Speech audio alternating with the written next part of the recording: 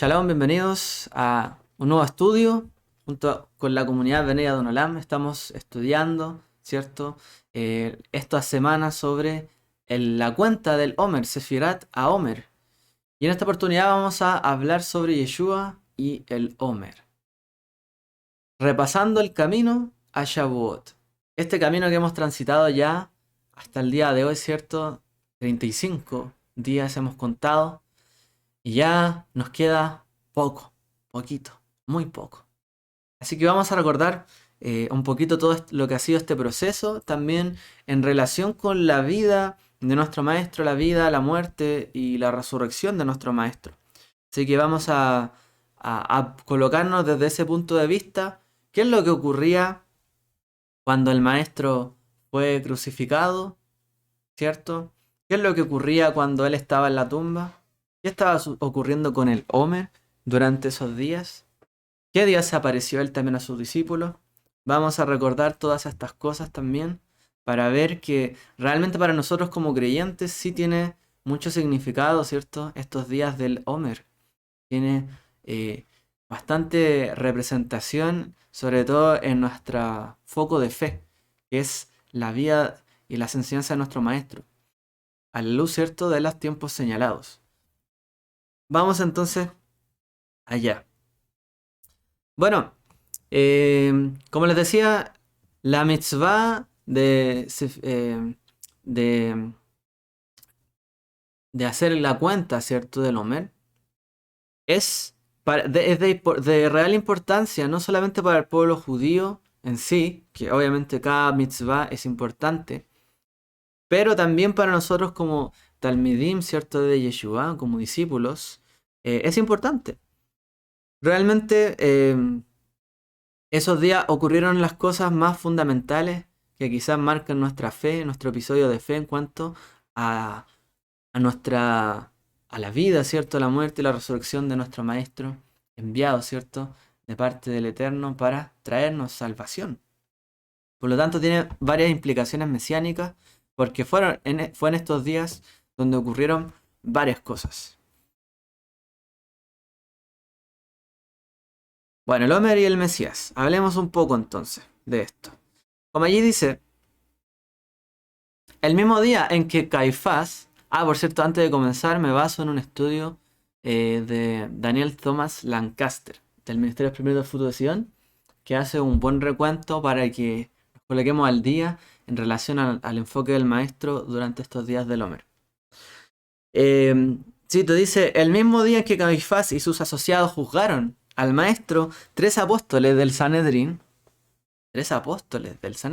así, usted leyó bien, así dice, apóstoles del Sanedrín, salieron a un campo de cebada, no muy lejos de Jerusalén, y el mismo el mismo día en el que los romanos ataron y crucificaron al maestro, los apóstoles del Sanedrín, por otro lado, ataron la cebada en pie en manojos, mientras aún estaba pegada al suelo para que fuera más fácil de cosecharla.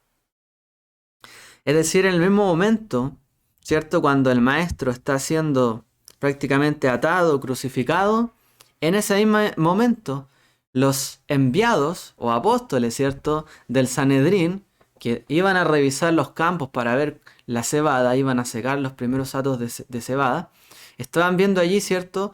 Atando la cebada en manojos. Los típicos manojos que conocemos, ¿cierto? En forma de racimo, mientras aún estaba pegada al suelo para que fuera fácil de cosecharla. Y iban a ser los primeros frutos que sacaran de la tierra. Entonces, mientras nuestro Maestro, nuestro Redentor, estaba siendo atado y crucificado, ellos estaban atando el manojo, ¿cierto?, de la cebada. Interesante, ¿no? Aquel sábado, aquel Shabbat por la noche, ellos volvieron también del campo, ¿cierto? Después de haber estado la tarde allí, justamente cuando Yeshua es crucificado, vuelven, ¿cierto?, al campo de cebada, vuelven al campo de cebada nuevamente, luego de haber atado, ¿cierto?, esto, luego de que termina Pesaj, el primer día, es decir, al siguiente día, a la siguiente día de Pesaj que caía en esa noche, ¿cierto? Al otro día. ¿Qué pasaba? Que la multitud de gente se había reunido ya en ese siguiente día para presenciar la ceremonia.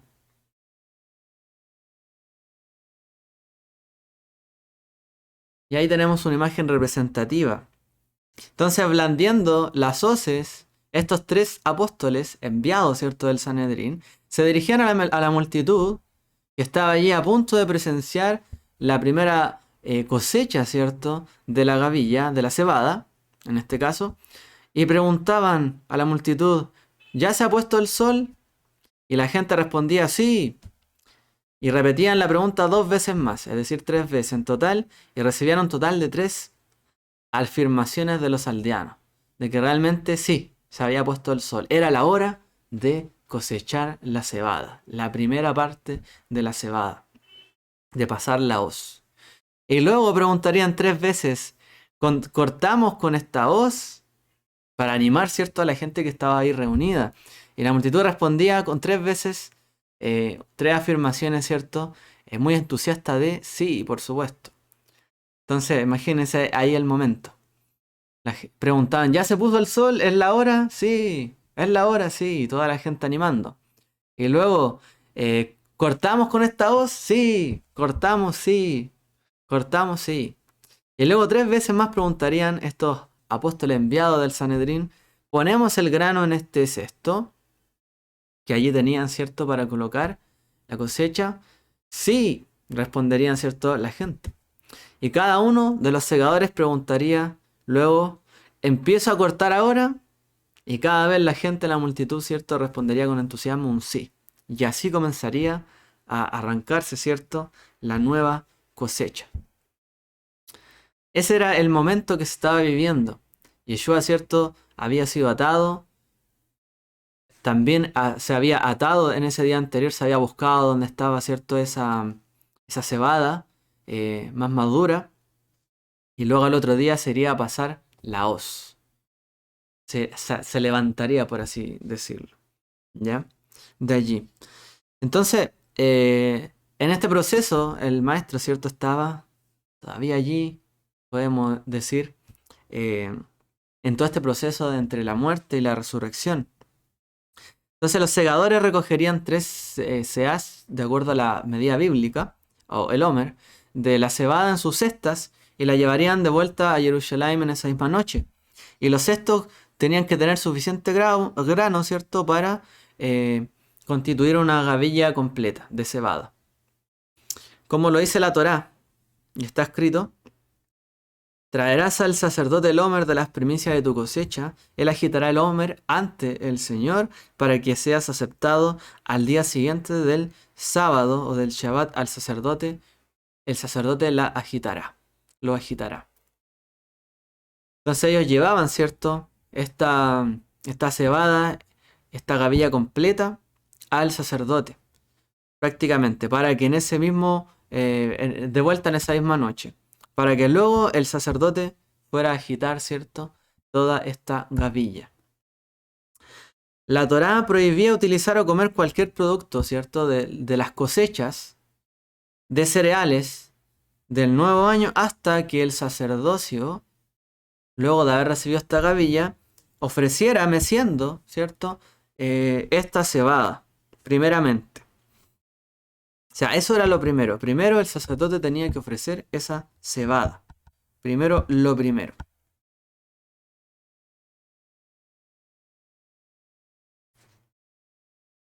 Disculpen, aquí problemilla con esto. Vamos por el lado.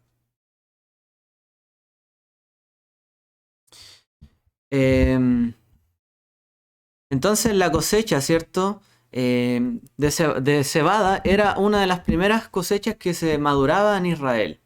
Por lo tanto, era también la ideal para ofrecerla, ¿cierto?, como primicia. Es decir, primeros frutos en ese momento. La primera frutos de la tierra. Por lo tanto, el mandamiento de ofrecer la primera parte de la cosecha es en relación a la cebada. Y recuerda, por supuesto, que los primeros frutos son ofrecidos siempre a el Eterno, a Dios. Lo primero, lo más tierno, ¿cierto? Lo principal, el primer momento de alegría es ofrecido y dedicado exclusivamente para él. Entonces, hasta que el pueblo cosechaba y ofrecía las primicias de cebada en el templo, el resto de las cosechas, todavía de las cosechas que habían en todo Israel, no eran kosher o no eran aptas para ser cosechadas hasta que se hiciera primero la cosecha, ¿cierto?, de la cebada, es decir, el homer. Por lo tanto, era un momento muy esperado. No solamente para los que iban allí a curiosear, sino realmente para todos los que querían cosechar ya sus productos y estaban viendo cómo estaban madurando. Era también una marca, ¿cierto?, de tiempo. A partir de ahí venían el resto de cosechas. Así que era muy, muy vital ese momento. En esa misma noche, los sacerdotes en el templo hacían algunas cosas más. Ellos trillaban, ellos asaban y molían esta cebada hasta que la convertían en harina. Algo muy similar, ¿no?, a lo que se hace muchas veces en los campos. Entonces, en esa misma noche los sacerdotes llevaban, trillaban, asaban y molían esta cebada para convertirla totalmente en harina. Y durante esa noche la prepararían esa harina. Y esa fue la misma noche, en efecto, en la cual el maestro salió del sepulcro. Los sacerdotes refinaban esa harina recién molida, tamizándola incluso, como relata el Talmud, hasta 13 veces. ¡Wow! O sea, ellos tamizaban esa harina para que quedara totalmente pura hasta 13 veces. Fue la misma noche donde ya el sepulcro, ¿cierto?, queda vacío. El maestro sale de allí. En un paralelo, ¿cierto?, con lo que se estaba haciendo con la cebada, purificándose, tamizándose, hasta con 13 tamizados, para que quedara totalmente apta esa harina, como para hacer el primer fruto y el primer fruto de la tierra. El pan, ¿cierto?, que se haría posteriormente, que se ofrendaría también allí. Y eso coincide con la noche también en la que el maestro sale del sepulcro, que es, podríamos decir que sale de la tierra, ¿no? Sale de la tierra porque antiguamente esos sepulcros estaban bajo tierra. Él sale de la tierra y también como purificado, ¿cierto?, a través de su muerte también por la harina, como la harina representa también ese tamiz. El domingo por la mañana, mientras las mujeres descubrían que el sepulcro estaba vacío, porque ya estaba vacío, de hecho, no es que fue en la mañana, ya estaba vacío prácticamente. El sumo sacerdote se ocupaba de mezclar esta harina de cebada con aceite por un lado e incienso. Voy a adelantar aquí. Me faltó esa parte. Entonces, esa misma noche, él mezclaba, ¿cierto? Perdón, en la mañana. El sumo sacerdote mezclaba esta harina con la cebada, con aceite, con incienso para preparar una ofrenda de pan. Y los sacerdotes mezclaban esta harina en la masa con aceite de oliva e incienso. Es decir, y a quién le correspondía, a Caifás. Él tomaba este montón, ¿cierto?, de masa que tenía en la mano y lo agitaba delante del Señor como una ofrenda, como un holocausto. Una ofrenda olá, que se llama en hebreo. Una ofrenda encendida que se eleva, ¿cierto? Olá. Y luego tomaba parte de esta harina de cebada y la colocaba en la esquina del altar. Así era el procedimiento. Después se realizaba un sacrificio por la mañana. Y de los sacrificios adicionales que están descritos en la Torá de Pesaj, que se hacían durante esos días, como podemos ver de hecho en esta ilustración, en la imagen, una imagen moderna de más o menos lo que sería este proceso. Si no me equivoco, una imagen del Instituto del Templo. Caifás ofrecía una porción de ofrenda de grano sobre el altar como una porción conmemorativa, ¿cierto? Que conmemoraba en el fondo la cosecha, el bien, el fruto que salió allí de la tierra. Los sacerdotes horneaban también el resto de la masa en panes de cebada sin levadura para ser compartido entre los diferentes sacerdotes. Y ahí, por ejemplo, llevaban un cabrito, como se puede ver en la imagen, la cebada y el resto de ofrendas que se hacía durante esa mañana. Caifás concluía la ceremonia en aquel entonces, y lo hizo, ¿cierto? En la época de Yeshua, sacrificando un cordero macho como holocausto, ¿cierto? Como una olá, para acompañar este nuevo grano. Ese día comenzaba la cuenta del Homer, particularmente, la cuenta de los 50 días hasta Shavuot. Coincidía también con este ofrecimiento, ¿cierto? Como acabamos de decir, este cordero macho, junto con el pan preparado, podríamos decir, ¿cierto? El pan que salió de la tierra, en simbolización también con el cordero que se ofrendaba en ese día, en honor, ¿cierto?, de Pesaj, y con estos panes de cebada. Y así comenzaría la cuenta hasta Shavuot. Ahora, ese día en particular, en el cual se hacía esta ceremonia, del mecimiento, del sacrificio que se hacía, que se acompañaba a estos panes, etc., eh, era un día discrepado. Es decir, en los días de Yeshua no había un consenso total, único, de qué día era el que se hacía esto. ¿Ya? Porque los fariseos interpretaban que se hacía el día después, ¿cierto?, del Shabbat. Los fariseos decían, se refiere al día después de Pesaj, que era Shabbat. Por lo tanto, es el día siguiente de Pesaj, el día 16 de Nisan en el calendario hebreo. Pero por otro lado, los saduceos y los que estaban en el templo, de hecho, ellos decían que no, que era el día después de Shabbat, y refiriéndose al Shabbat semanal, es decir, si Pesaj fue un día jueves, se refiere a después del sábado, del Shabbat. Tendría que ser siempre un domingo, o un primer día de la semana.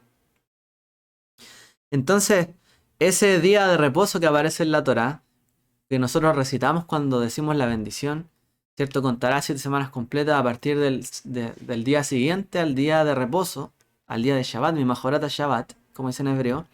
La interpretación de algunos era el día después de Pesaj, que era un Shabbat, y otros decían no, se refiere al Shabbat semanal. Y era un día disputado, la verdad.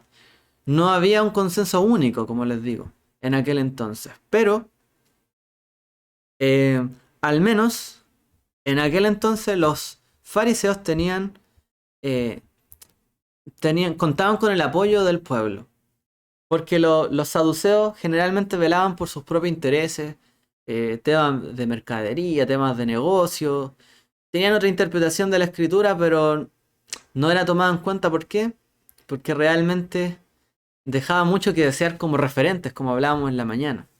Por lo tanto, los fariseos gozaban de mucho más apoyo entre el pueblo, y esta interpretación de que era el día siguiente de Pesaj era la que primó en ese momento. Entonces, de hecho, eso fue lo que se hizo. Lo que acabamos de hablar es que fue después de... En realidad, coincidió con los dos conteos. Tanto el conteo de los saduceos como de los fariseos coincidió con el ofrecimiento de la gavilla en ese año en particular. Porque justamente Pesaj cayó un día de Shabbat. Entonces el día siguiente era domingo, que a algunos le decían que era el día después de Shabbat semanal, que era ese mismo día, y otros decían después de Pesaj, que era ese mismo día. Entonces se hizo un momento único, donde todo Israel, bueno, habían otros calendarios en verdad, pero donde por lo menos la mayoría de las dos castas principales o sectas principales del judaísmo de la época estaban de acuerdo. Es decir, había una unanimidad en medio de Israel en cuanto a esta ofrenda del Homer. Esto es importante. Había unanimidad por lo menos en ese día. Tanto fariseos como saduceos. Todos fueron testigos de este primer grano, esta primera cebada y cosecha, primicia de la tierra. Entonces, esto fue lo que se hizo. Y tenemos algunos testimonios como aquí aparece. Lo mencionamos al paso. De este día polémico.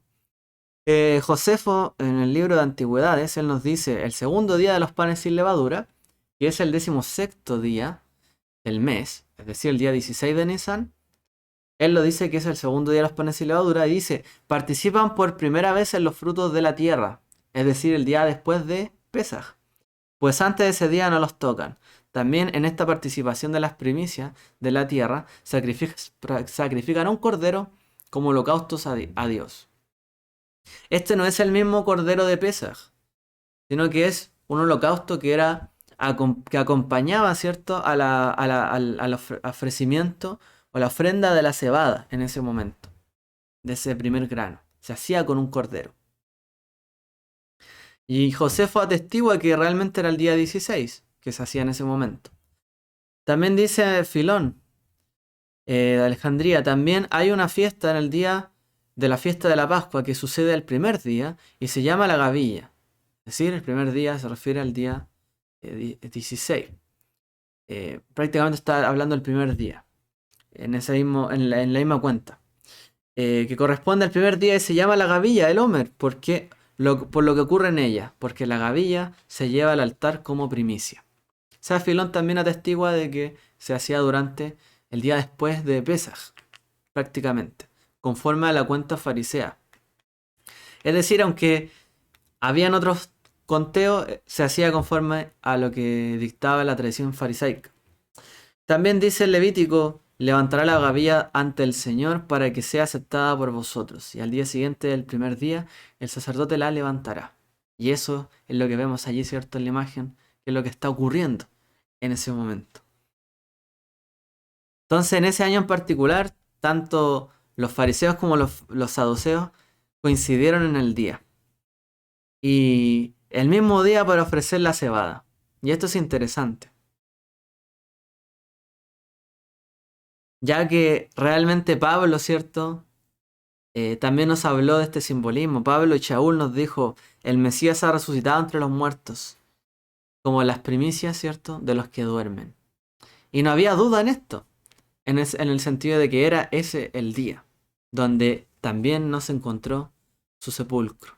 Podríamos decir que fue presentado ante el Padre, ¿cierto?, luego de haberse levantado el sepulcro como una ofrenda, un holocausto, una primicia de los que resucitan de la tierra, con el simbolismo del primer grano, de la muerte, ¿cierto?, y la nueva cosecha, y también el simbolismo del cordero, ¿cierto?, que se presentaba junto con el Homer. Entonces,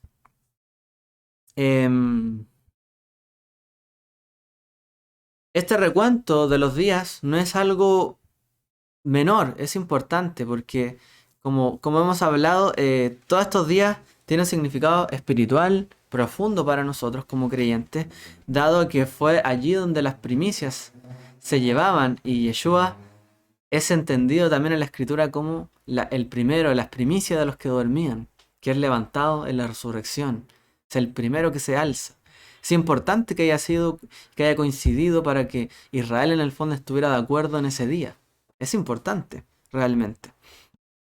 Y también por todas las implicancias que significaba, porque a partir de ese día se contaban los días para llegar a Shavuot, que es lo que estamos haciendo nosotros. Es decir, si la cuenta hubiese estado desfasada en ese año, no hubiesen coincidido en Shavuot, en la fiesta de las semanas. No hubiesen estado congregados en Jerusalén el mismo día, donde se recibió el Ruach HaKodesh, posteriormente.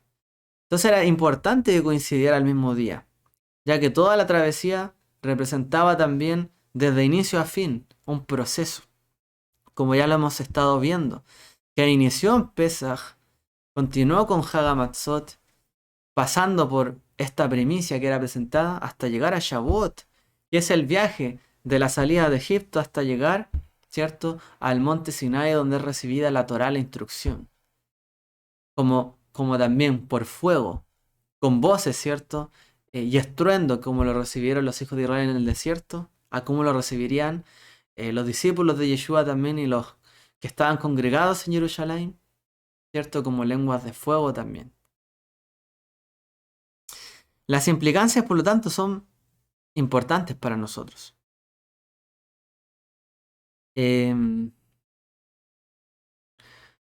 Como dice allí, al igual que el primer el primer Homer de la cebada se traía como primicia de la cosecha, también la resurrección del Mesías era una primicia de la resurrección de los muertos.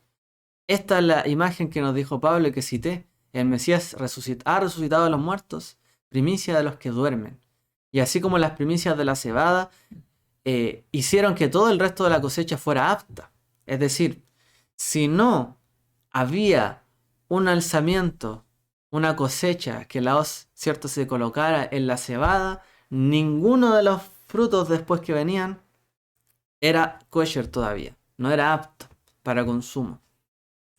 O sea, la primicia de la resurrección es totalmente necesaria para que todo el resto de la cosecha pueda también ser apta, ser kosher, ser aceptada. Y esto también nos da a nosotros un significado, ¿cierto?, profundo, de que realmente la resurrección del Mesías nos hizo a nosotros también aceptos delante de Él. La primicia de la resurrección es la primera que, por así decir, santifica el resto de la cosecha. Era necesario que Él padeciera, que muriera, para que se alzara también y fuera el primero de los que duermen, que se alzara y se levantara, para que nosotros también, junto con Él, pudiésemos experimentar esto y toda la cosecha que se haría. Como Él llamó a sus talmidim, que serían pescadores de hombres, pero también iban a cosechar, sembradores, y iban a levantar, ¿cierto? A levantar, poner esta semilla y a levantar la cosecha. Los campos están listos, faltan. La mies es mucha, los obreros son pocos, dice por allí.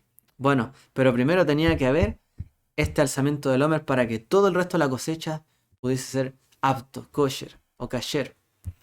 Por eso es importante la resurrección del Mesías. Nos muestra que todos los demás hoy día también somos aptos, porque Él fue apto y fue levantado. Entonces, todo esto es importante. No podemos dejar de notar, ¿cierto?, que el día para cosechar el Homer coincide con su resurrección. Y no nos podemos olvidar de esto. Y es notable, obviamente, de que luego de más de 1000 años, 1400 años, en los cuales se dio esta instrucción, coincidiera con el levantamiento y la resurrección de Yeshua.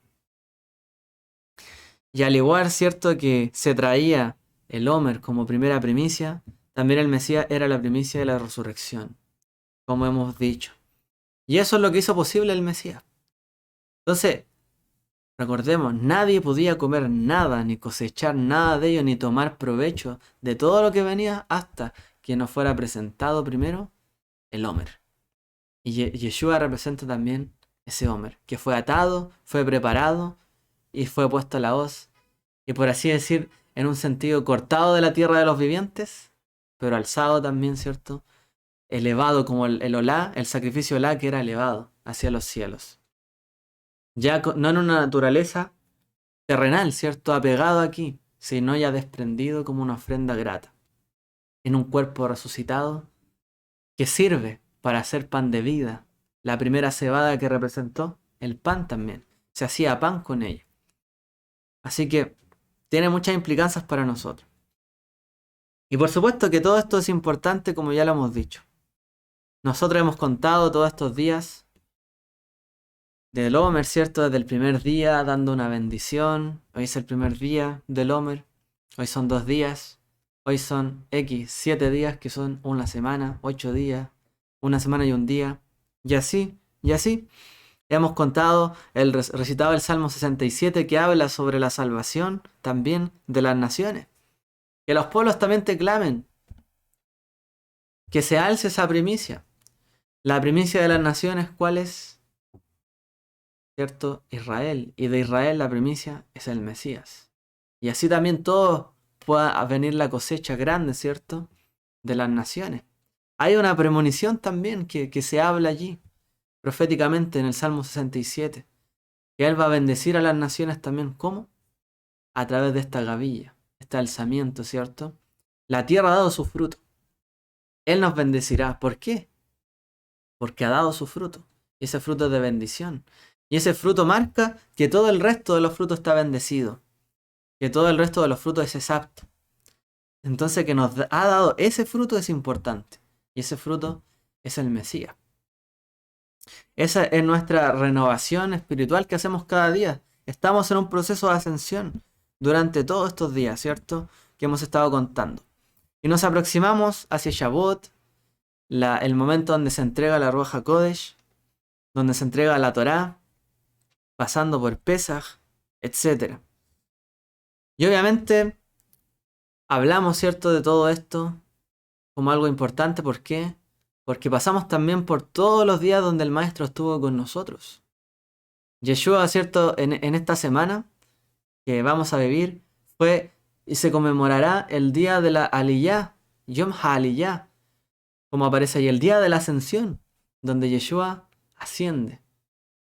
Es, por así decir, es ofrecido, la, la cebada es quemada y en algún momento sube, se desprende totalmente de esta tierra. Pero ¿qué es lo que queda, cierto? El resto de la cosecha, el resto de los que le siguen. Entonces Yeshua también tiene un momento donde él se eleva como sacrificio vivo. Y ese momento de la ascensión, recordemos entonces ese día, el gran día de la ascensión, día 40 del Omer, que estamos a punto de vivirlo en esta semana. Dice el libro de Marcos, entonces el Señor Yeshua, después de hablar con ellos, fue recibido en el cielo y se sentó a la diestra de Dios. Lucas 24:50, entonces los condujo fuera de la ciudad hasta cerca de Betania y alzando sus manos, los bendijo. Dios, el Dios nuestro, nos bendecirá como decimos en el Salmo. Y aconteció que mientras los bendecía se separó de ellos y fue llevado arriba al cielo. Ellos, después de adorarle, regresaron a Jerusalén con gran gozo, como las naciones, llenas de gozo. Alaben todos los pueblos, alaben todos. La tierra ha dado su fruto, el Dios nuestro nos bendecirá. Y ellos, después de adorarle, regresaron a Jerusalén con gran gozo y estaban siempre en el templo alabando a Dios. Y contando también sobre estas cosas para que los demás también adoraran a Dios a través, ¿cierto?, de el Mesías, viviendo todo esto que estaban aconteciendo ante sus ojos. Y el otro relato que nos habla de la ascensión es Hechos 1, 4 al 11, que voy a agrandar aquí un poquito para que podamos leer mejor. Dice que reuniéndolos les mandó que no salieran de Jerusalén, Yeshua, ¿cierto?, sino que esperaran la promesa del Padre, la cual les dijo, ¿oísteis de mí? Pues Juan bautizó con agua, pero vosotros seréis bautizados con el Espíritu dentro de pocos días. Entonces los que estaban reunidos le preguntaban diciendo, Señor, ¿restaurarás en este tiempo el reino de Israel? Y él les dijo, no os corresponde a vosotros saber los tiempos, ni las épocas, que el Padre ha fijado con su propia autoridad. Pero recibiréis poder cuando el Espíritu Santo venga sobre vosotros. Y me seréis testigos en Jerusalén, en toda Judea y Samaria, y hasta los confines de la tierra. Después de haber dicho estas cosas, fue elevado mientras ellos miraban, y una nube le recibió y le ocultó de sus ojos. Y estando mirando fijamente al cielo mientras él ascendía, aconteció que se presentaron junto a ellos dos varones en vestiduras blancas, que les dijeron, varones galileos, ¿por qué estáis mirando al cielo? Este mismo Yeshua, que ha sido tomado de vosotros al cielo, vendrá de la misma manera, tal como la habéis visto ir al cielo. Poderosas palabras, ¿no?, que aparecen allí en el libro de Hechos. Y como dice ahí el Salmo 67, que Elohim tenga misericordia de nosotros, nos bendiga, haga resplandecer su rostro sobre nosotros. ¿Cómo tenía, cierto, el rostro del Mesías allí? Diferente. Mirábamos, como dijo él, mirarlo a él era como mirar al Padre. Dice, para que tu camino sea conocido en la tierra y tu salvación entre las naciones. Y como dijo Yeshua, y me seréis testigos en Jerusalén, en Judea, en Samaria y hasta los confines de la tierra, para que tu camino sea conocido en la tierra y tu salvación entre todas las naciones. Que te alaben los pueblos, oh Elohim, que te alaben los pueblos todos ellos. Regocíjense y canten con júbilo las naciones.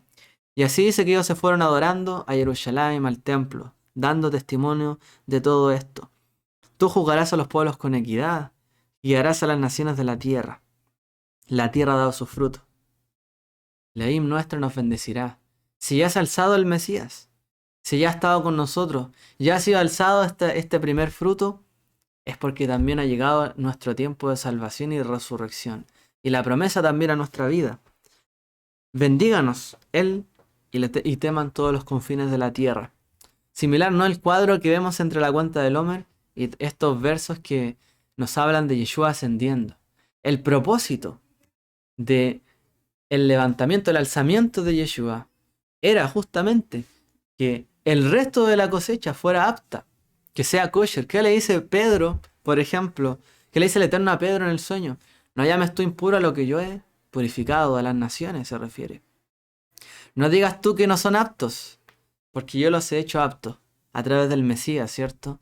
Yeshua ha hecho aptos tanto a Israel como a las naciones, todos los que creen en él. Y escuchan de estas cosas, para que escuchan de su salvación. Entonces, los que vieron allí todas estas cosas, y ahí está la labor de los testigos, así como ellos vieron testigos, ¿cierto? De la ascensión de Yeshua, también hubo testigos que les mencionaron que así iba a descender. Y así ellos también iban a ser testigos de esto en Jerusalén, en Judea, en Samaria, en todo lugar, para que todos conocieran de la salvación de Dios. Todo esto es parte del plan. Entonces imagínense, no solamente se pasaba la hoz al Homer, el propósito era mucho mayor. No solamente que en la tierra de Israel se hiciera en el altar, se pusiera en el altar y se quemara como un sacrificio. La intención de ello era que a partir de ahí toda la cosecha, todos los que serían cosechados después de esto, también alcanzaran salvación y fueran como un sacrificio vivo presentado ante Él, acepto a partir de allí. Toda esa cosecha de hombres, de personas, mujeres. Ay.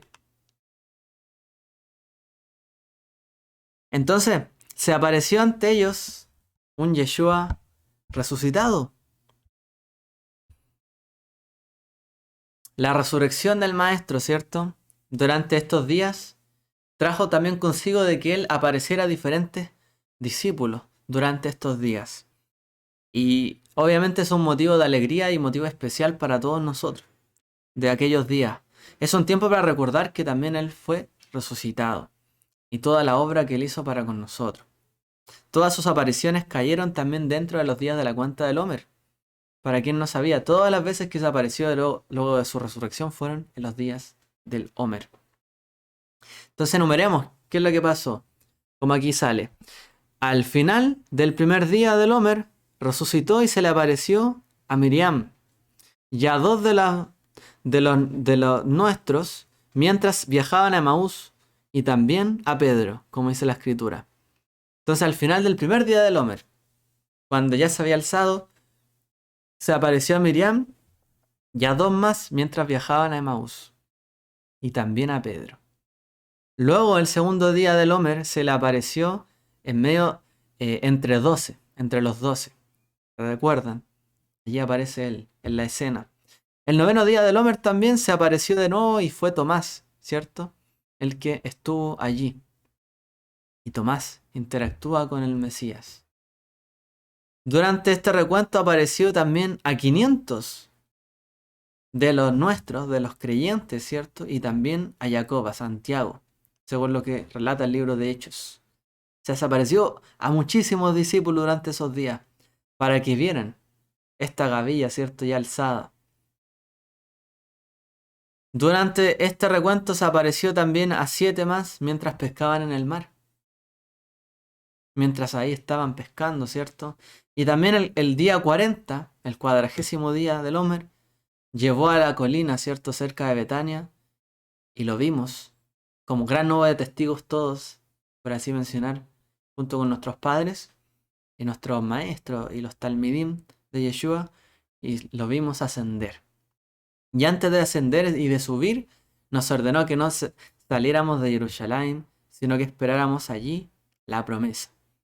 Esa fue la palabra de Yeshua. Esperen la promesa. Así como ustedes vieron ahora el cumplimiento de este hombre, esta ofrenda mesía delante de Dios, que es el Mesías, esperen, porque ahora vienen las promesas. ¿Por qué? Porque hasta que no se cosecha, ¿cierto? En el campo todavía no pasa nada. Imagínense, hoy día pasa con todo lo que está sucediendo que mucha gente no puede vender sus cosechas. Pero cuando se cumple la promesa, se vende, por así decir, la cosecha, y se recibe, o mejor, pongámoslo desde otro punto de vista, los campos están listos, pero cuando se cumple la promesa, cuando se llena de frutos, Viene la época de la cosecha y está lleno y todos los frutos rojitos, verdecitos o de los colores que sean están allí en el campo. Allí es que se cumple, ¿cierto? Esa promesa. De la misma manera, vino, ¿cierto? La promesa del Ruach HaKodesh para llenar de frutos a los creyentes. Para llenarlos de frutos y que se cumpliera así la promesa de que Dios bendeciría la tierra. Les daría el 100 por 1 y también nos bendeciría a nosotros. Nos daría su espíritu y nos daría frutos en nuestro interior. Y eso es lo que les esperaba a ellos. El espíritu que los guiaría a toda certeza, toda verdad, toda justicia, para que se mantuvieran, ¿cierto?, en este camino. Es importante el Ruach, el espíritu en este contexto, porque recordemos que en Israel no siempre está garantizado el fruto. El fruto depende de las lluvias. La cosecha no es tan sencillo. Depende de la lluvia, de que la tierra dé su fruto. Pero el Ruach HaKodesh es garantía de fruto. El que tiene el Ruach HaKodesh, hay garantía de que ese fruto va a salir. Así como Yeshua se levantó, como el Homer fue sacado, fue primicia, es garantía de que va a seguir habiendo fruto en medio nuestro. De que en nuestra vida va a haber fruto, que no va a haber sequía, siempre que nos guiemos con el espíritu de la justicia, que da fruto en nuestra vida. El Ruach HaKodesh sí es garantía de la promesa cumplida en la tierra y en nuestra vida. Pero Israel dependía de un factor, de otro, de la lluvia de aquí y de allá. No estaba todo garantizado, pero con el Ruach HaKodesh, siempre y cuando andemos, ¿cierto?, en ese camino, el fruto es garantizado. Baruch Hashem. Por eso. Y esperamos y contamos los días. Hoy por hoy también 41, 42, 43, 44, 45, 46, 47, 48, 49 días del Homer. Falta no mucho. Y cuando llegó el día de Pentecostés, el día 50, ¿cierto? El día de Shavuot de la semana, estábamos todos juntos en un mismo lugar. Y eso es importante. Todos los que hemos comenzado esta travesía o este camino de la cuenta del Homer, tenemos que llegar ¿dónde? A Jerusalén. Shavuot. ¿Dónde está escrito en el profeta? ¿De dónde vendrá la justicia? ¿De dónde se impartirá su enseñanza? ¿De qué monte saldrá su Torá? De Jerusalén, de Sion, saldrá la Torá, la palabra de Adonai de Jerusalén. ¿Dónde tenemos que ir a buscar la palabra? ¿Dónde, cierto, recibiremos palabra de vida? ¿Dónde vendrá el Ruach a nuestra vida? Cuando también estamos apuntando hacia allá. El camino del Homer también y la cuenta del Homer nos ayuda a entender que nuestra visión espiritual, nuestro camino, tiene que apuntar hacia allá. ¿Cuándo recibimos la promesa? ¿Cuándo recibió el pueblo del Eterno, los creyentes, seguidores de Yeshua, que recibieron esta palabra fielmente? ¿Cuándo? ¿Y dónde recibieron la promesa? Allí, en Jerusalén. Y si bien hoy día podemos recibir esta promesa donde sea que estemos, el camino es hacia allá. Yeshua les dijo, aguarden allí, esperen. Hacia allá hay que ir, hacia allá hay que apuntar. El camino del Homer, de las fiestas, nos lleva hacia allá. Jerusalén, apuntar desde donde el Eterno entregó su palabra. Desde donde entregó sus promesas. Desde donde empezó la cosecha. Entonces, cuando todos los que seamos cosechados, por así decir, sepamos dónde tenemos que ir a presentarnos, es allí, en Jerusalén. Por lo tanto, todos vamos a comparecer ante Él. Y así está escrito, ¿no? Vendrán las naciones, tanto Israel como las naciones, compareceremos allí, delante de Él. Todos los frutos de las naciones, allí.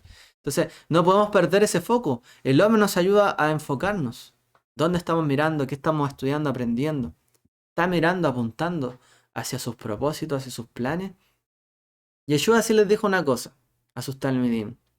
No les corresponde a ustedes saber los tiempos ni las estaciones.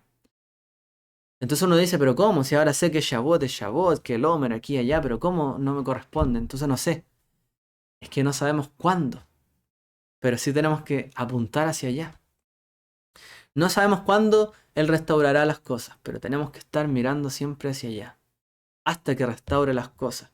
aguardando. Y si Yeshua les dijo, manténganse aquí, aguarden ahí hasta que venga la promesa también fue, no les corresponde a ustedes saber, pero aguarden aquí.